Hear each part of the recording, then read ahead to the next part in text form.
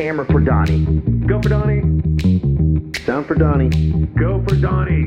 Makeup for Donny. Go for Donny. Medic for Donny.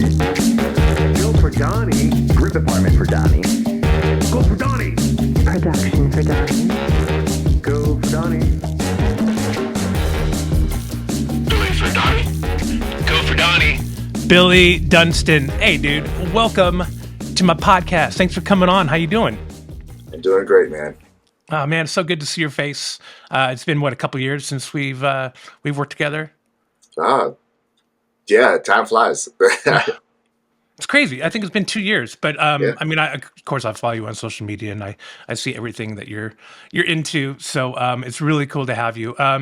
We have some great stories from our time, but everyone, I want to make sure you stay tuned for Switchy Channel 2, where we'll get a chance to ask our guest Billy Dunston some more questions, so you, the audience, gets to know him just a little bit better. And I also want to say thank you and hello to some different audiences or people out there that's listening to my podcast. Dude, they're from Mexico, Ukraine. I even have a Russian audience, a lot of Indians. India is a big market as well, Bangladesh. So I want to say hi to everyone out there and say thank you for listening. So anyways, back to you, Billy. Billy, let's talk about our time on that magical show. What was it? Mountain Men Extreme Marksman?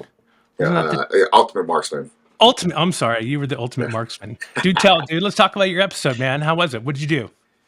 So they got us in, it was 4 contestants, including myself, and we were throwing knives, tomahawks, things that were era appropriate for that particular challenge. So we had one where we were throwing Bowie knives and trying to stick a can to a board. It was so much fun. I mean, we got to set up since I was AD on it. I got to help set up, the obstacle course, if you will, of what you guys had to throw these at. And man, we were there testing with the marksman expert. I mean, those knives were kind of dull and kind of just not really good to throw, right?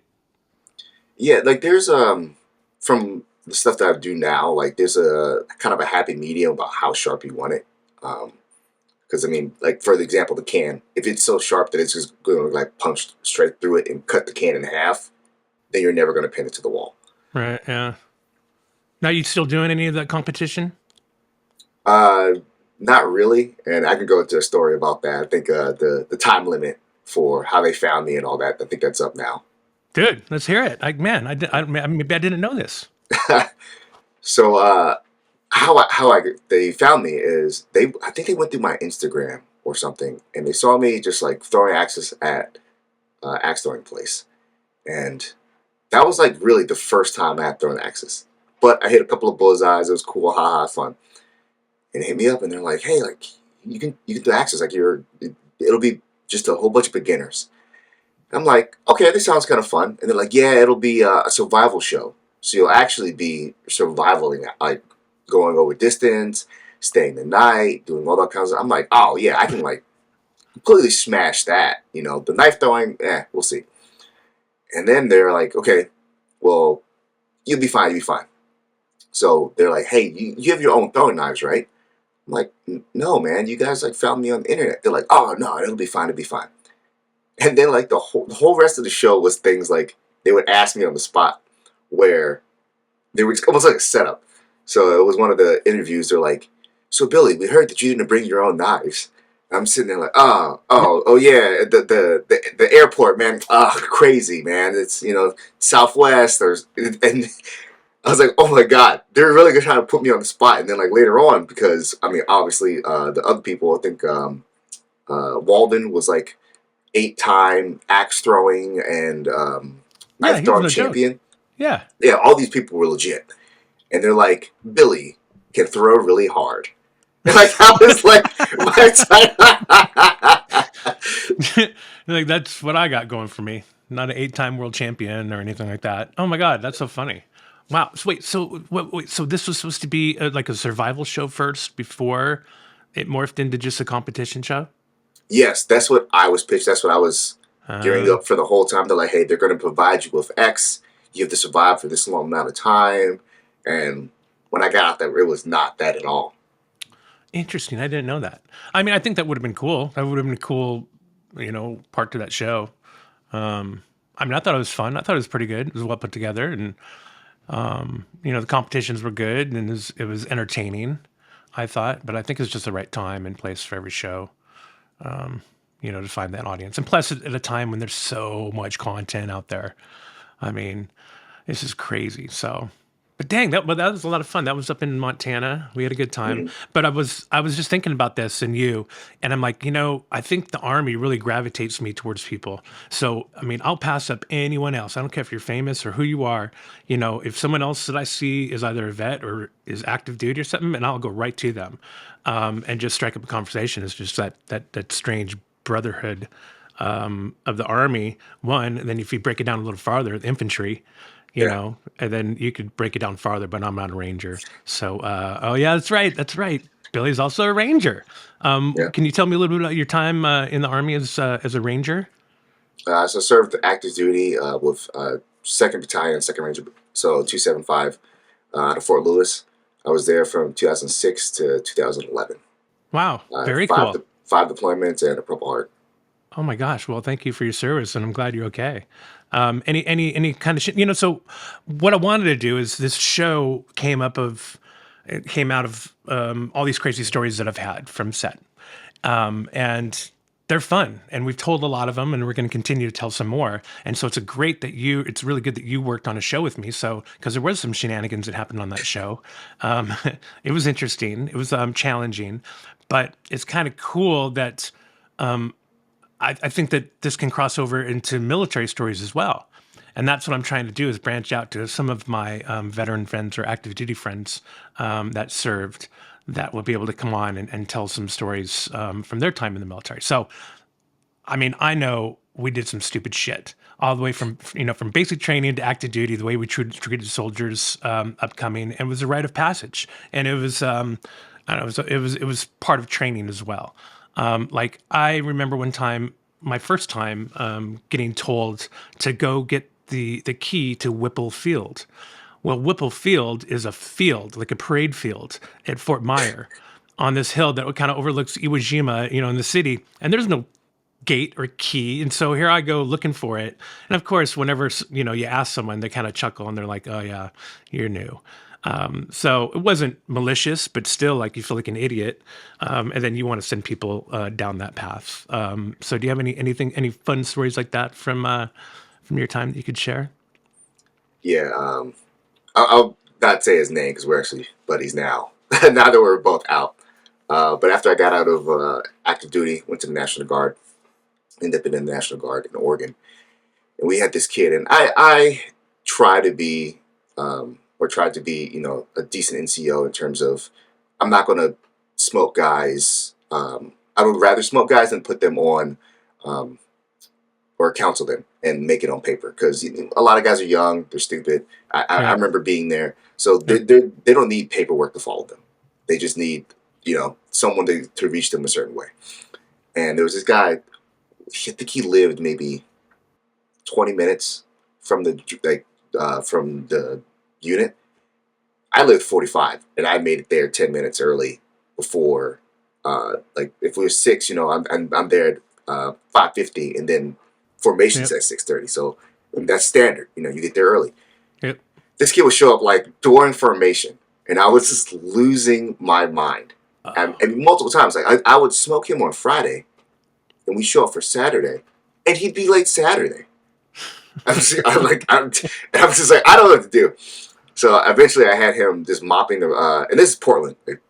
So we're always raining. So I just had him mopping the parking lot in the rain. Nice. And was there like, you go. man, you got to go make sure all those puddles are gone. And he was out there for like about 6 hours before I finally brought him in.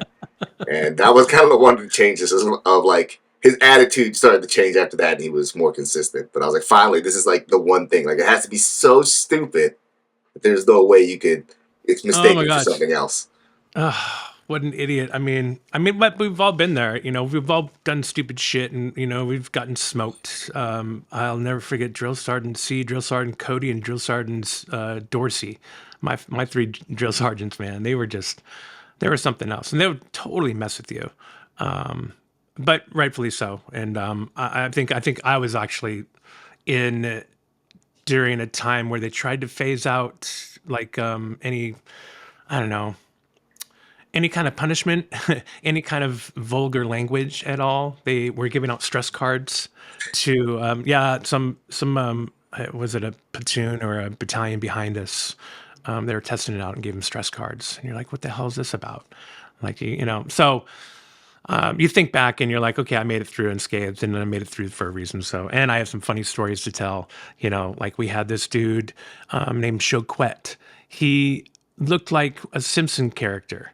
Like he straight up looked like he was from The Simpsons, and he acted like he was from The Simpsons. He could have been, now that I think about it.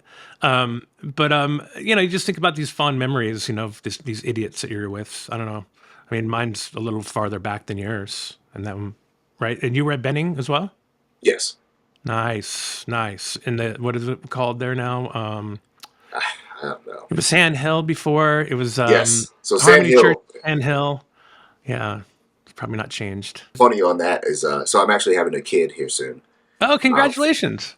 Thank you. But first kid, and my battle buddy, who I haven't seen, gods, you know, since 2006, since when I joined. He's actually having his first kid. I think a month before me.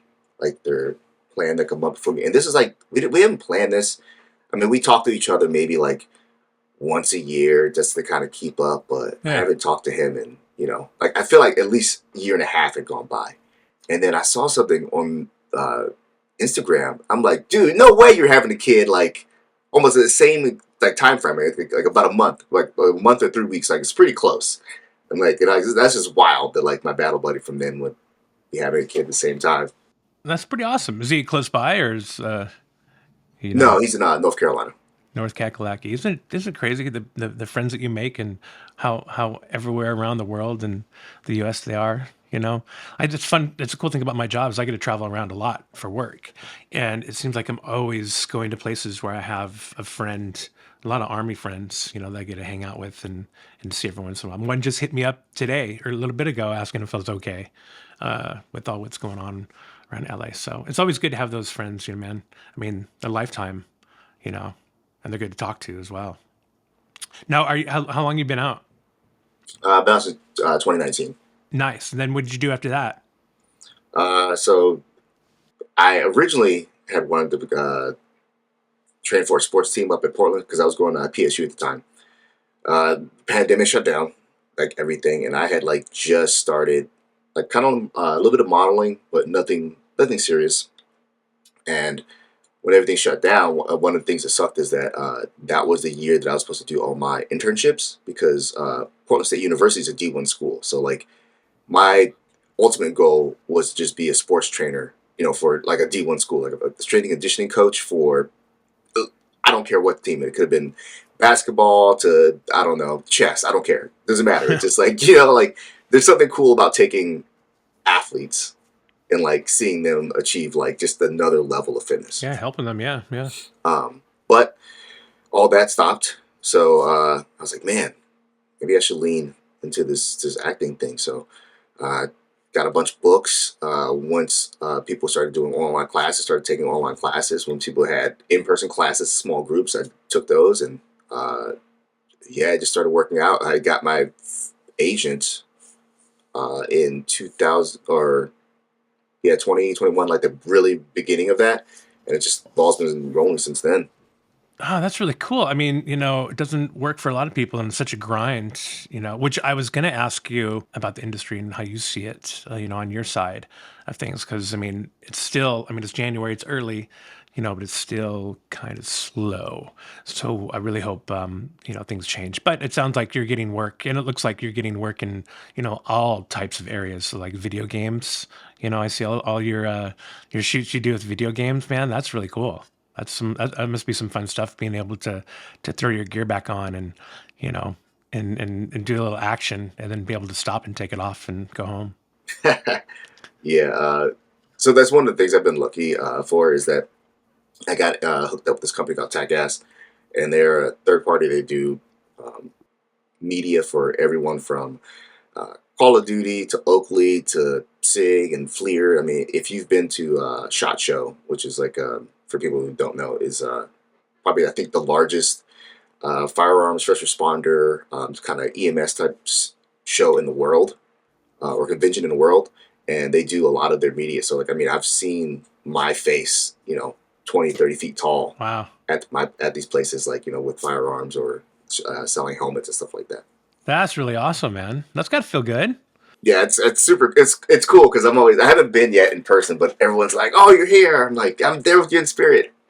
That's so cool. I just did this vertical shoot, these vertical shoots of this new way of filming for, I think it's Reels Plus. All these different apps have these romance vertical, like they're mini movies, and they're like 1 to 2 minute episodes. Anyways, we did one about the military, and so I was the military expert, and I was like, oh man, this is so much fun. Like, forgetting the lingo and trying to remember the lingo of how it should have been said. But we had a couple of the background actors that were veterans, and it was great because we didn't do much, but they got it, and it was easy to get them to do things where they kept talking about, the background actors, and we can't ask them to do this or that. I'm just like, what the hell? I mean, they need to harden the fuck up, But that's why I was like, well, if we hired real, veterans, because they're playing, like they're active duty, I mean, they'll do anything. So it's so nice to work with veterans on set because, we seem to be able to harden the fuck up. We're not dandies. We're not afraid to get our hands dirty. So it really shows, I think. Yeah, another part to that is like, especially with the larger sets, is we have to kind of come to that realization that like if I'm coming on as an actor, like I can't touch anything. Like I'm there to act, and like that's it. Whereas smaller sets and being from the military, it's just like, okay, well, if someone needs help, then we're a team. I'm going to help them. So like, I mean, there's been times I'm like, hey man, like, hand me sandbags.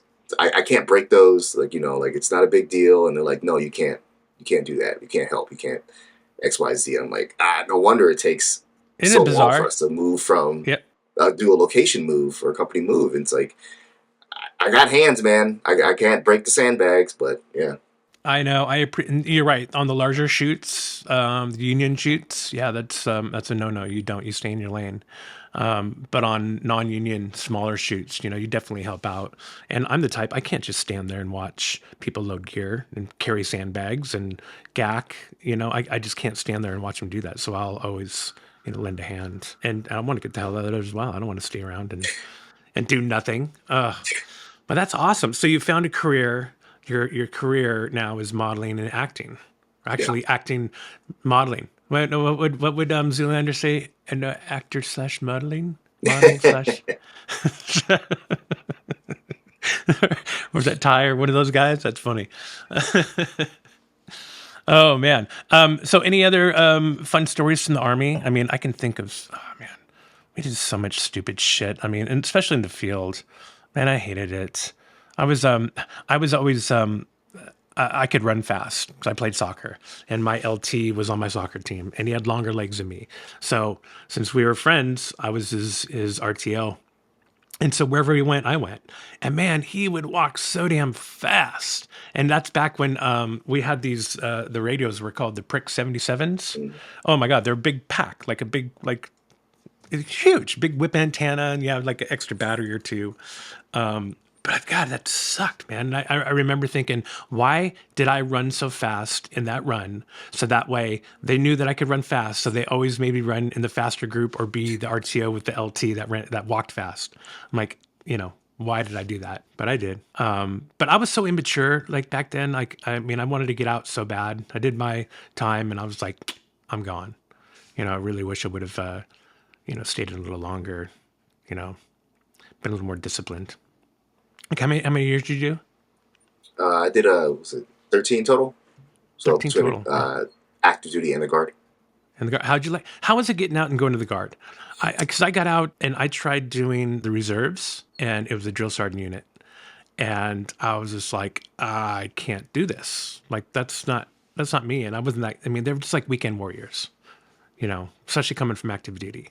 So how did you make that transition? Was it difficult, easy?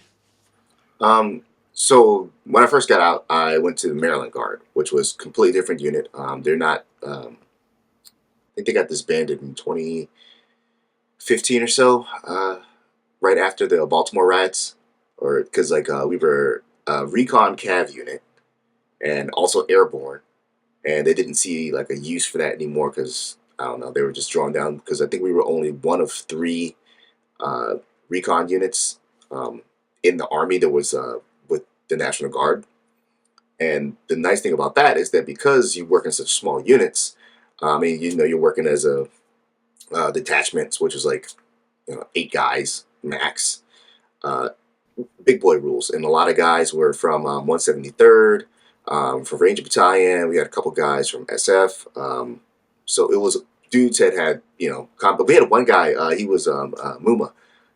He was third bat, and he had a mustard stain, so that he had a combat jump. It's like these guys are legit. Yeah. Like holy Damn. shit, yeah. So like, but these were all National Guard guys, so it was a very different. Uh, Just kind of like everyone there had combat experience. Everyone there had done some things, and they brought that over to the Guard unit and made sure that even if we got guys who came in, straight from basic training, that they were still held to that same standard. Now, when I went to the Oregon Guard, that was completely different. That was when I was like, man, I got to get out of here. I went to the Oregon Guard, and I had to end up going to be a cadre at essentially Fat Camp. They called it something else, but it was Fat Camp. oh my God. Because at the time, I think something like 60 or close to 60% of the Oregon Guard couldn't pass a PT test either because of they couldn't pass height and weight, or they couldn't pass the PT standards. And this is for anybody going into it. The mindset that I've told the story before is that when you're in these specialty units, you're airborne, you're Ranger, whatever, whatever it is, people know they're 100% of what they need to do. For example, a PT test, and they try to exceed that every time. And there's something in that mindset of like, I want to be better than my maximum. In the lower part of it, like the Oregon Guard, they were people who know like their minimum. So they're 60%, the bare minimum to pass. They would know their minimum and continuously fail to meet that. Jeez. I was like, I can't do it, man. It's two different groups of people speaking different languages. Yeah, no, I guess that just goes into why I just always ran the fastest I could, because I couldn't slack off. I wasn't that, I always try to do 120%, Yeah, you're right. Oh man, but then you had Garrison, that they didn't care, and it showed. But I shouldn't talk. I went to Garrison after the old Guard, and it was pretty cush. I won't lie. There wasn't a lot of PT going on in Garrison, until the PT test came along. And it's a good thing I played soccer, so I was always in shape. So it wasn't a problem, for me at all. But oh man, I had so much fun. I talk about being in the Army being about just being professional drunks, pretty much. Yeah. And it feels like that's all, we were always on edge to do something. We were, there was always something going on, but we would always, cut loose, and we cut loose a lot.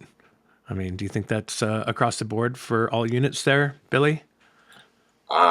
Yeah, so we were lucky being up at Fort Lewis that it was only like a 3 or so hour drive to Canada. Oh. And on long weekends, we would just go up to Canada when the drinking age is 19. Oh. And we would just get like crazy drunk. Oh, man. Nothing like good times in Canada. I mean, that's, everyone, we all look the same, so you just grab someone's ID. So I was, 21 when I was 18, at my unit. And then I remember my 21st birthday. It was like so anticlimactic. I was like, I didn't even want to go out. I was like, why? I'm like, what's so special about it now? But yeah, the things you do, the training you did, and the proficiency you had to have was pretty crazy, especially being in a Ranger Bat. You're in the Ranger Bat up there, right? Yeah. Man, talk about cut loose. I mean, what'd you guys do to cut loose? Come on. So again, going up to Canada. So we got lucky. We met these girls in Canada, and we were hanging out with them a lot. They were from Bellingham, Washington, which is about like honestly about 30, 40 minutes from the border. So we meet up there. We go up to Whistler. We snowboard all the time. And for us, again, a lot of guys get into the Army, and they're kind of stuck in the barracks because either no one has a car or no one is 21. Yeah. And we had one guy with a car. He had a Jeep. So we all just pile in his Jeep and we just hit the border. And I mean, Freedom. we go to bars, everything, clubs. I mean, we had like a table at this one like local Irish bar because every time we get a chance, we go up there and we just like clear out the place. Did you guys have like a command and control where you guys had to do like 1 week a month, like where we're at Fort Lewis? Or maybe it was just us. We always had to like in the old guard. We were like every company like 1 week a month or once every other month. You had to be like on command and control, so you had to be on call basically. And so they'd always call you up at like 3 a.m. And you had to get in by 4, and then they'd throw you on helicopters and take you down to Belvoir and do some stupid training.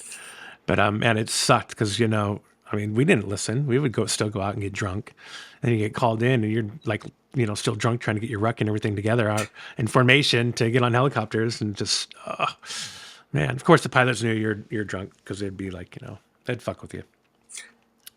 Those are the days to be young in the Army. But I don't regret it. I had a good time. I had a lot of fun, in the Army. I did some interesting things in my time. Like I was thinking bebopping down. My last time at the White House, I was dropping off a flag. Boris Yeltsin was in town. This is in '94. And I had to get a flag from the warehouse and take it over to the White House and drop it off at the Rose Garden. And I remember just walking downstairs, I'm like, what the hell am I doing here? Like, holy shit. I'm at the White House. So, but you think about these memories and they seem so long ago, but they're pretty fond, the older you get. And I'm sure you stay in touch with a lot of your battle buddies, right? Yeah, actually, this year we just had the 50th anniversary of 2nd Ranger Battalion. Oh, nice. So that was fun. Oh. I think the biggest shock of that was, so we're at the bar, and so on one of the last days, I guess we had figured that we were going to go to a bar, not that we needed to make reservations. And luckily, it was a McMinimans. And McMinimans is I don't know if they have them in LA or not, or in California, but it's usually a multi-storied building, and each floor has a different bar with a different team. So we go there, and they're like, "Yeah, we don't have an event today." We're like, "Whoa, you don't mean the Alpha Company, like 2nd Ranger Battalion, like Rendezvous is going to be here?" And they're like, "No, we haven't heard anything." I'm like, "Oh, that's bad because there's going to be like 200 or something of us coming." And they're like, "Oh shit!" They called the rest of the bar people in, and it worked out. But it was crazy because the whole company's there. And I mean, this is like through eras. So we had Vietnam guys, we had the current guys, but we're sitting at the bar. We're sitting at different parts of the bar. And I remember it was like my group, the GWAT guys. We're looking at the Vietnam guys, and then we're looking at the new guys. And the new guys are kind of like, oh man, like how was war? Because like we're like, oh shit, like where are the Vietnam guys now? Like this, right? Kind of like that war. Like our war is over, and like we're old, and like we're done. It's like, oh man, that definitely, like the age hit me with that one. In a trip, dude, what always hit me with the age is one, when someone would question me being in the Vietnam War. I'm like, what the fuck, bro? I'm like, I'm not that old. Or two, it's like, no. The first time it really hit me is we met a soldier in Vegas, and he had his BlackBerry, I think BlackBerry back then. And he was talking about how his company issued, or his military issued BlackBerry. I'm like, what? He's like, yeah, we all get issued these. So I'm like, what? I'm like, what are you talking about? You all get issued these? He's like, yeah, it's how we keep track of us, how we take time off.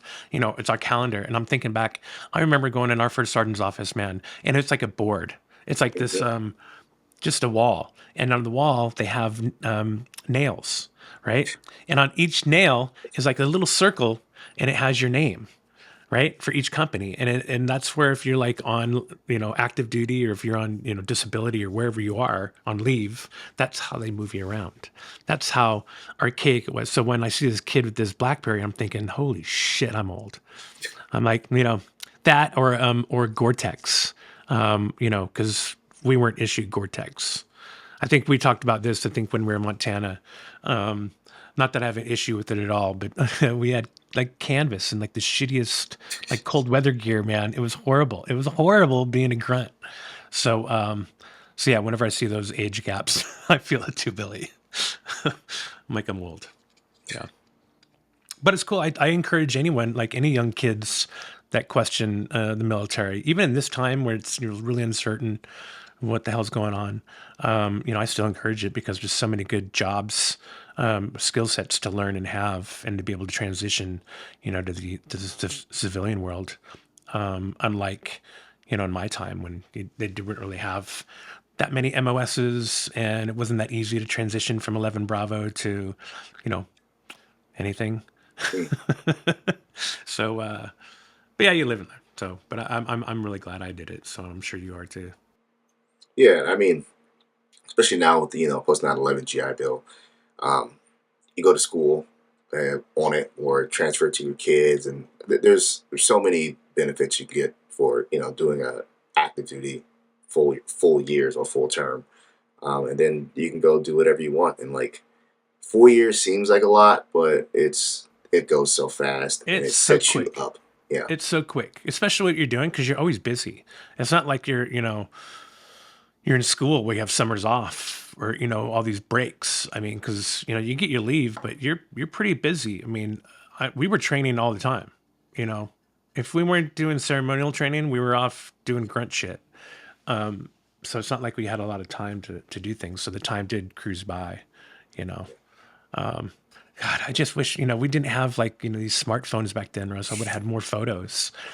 Some for the good, some for the bad. But like I swear I only have like maybe 5 or 6 photos of me in uniform, and that's it. It's so crazy, yeah, the that's transition of technology that time was. yeah, I think that's the biggest thing. If there's anybody in right now, especially if you're young, take way too many photos of you and your buddies. Like you're gonna miss that. I wish we had taken more because we got in like it's weird. About the first batch of photos that I have are all like from a disposable camera. Yeah, yeah, So I don't know if I yeah. have to explain to some of your audience what a disposable camera is. Right. But yeah, we did it on film. Yeah, and you had to give it to someone to develop, and hopefully, you didn't have your finger over the lens because you had no idea. Dude, that's exactly what I had. That's all I had was either a little 35 millimeter camera, which I rarely had, or the disposable ones.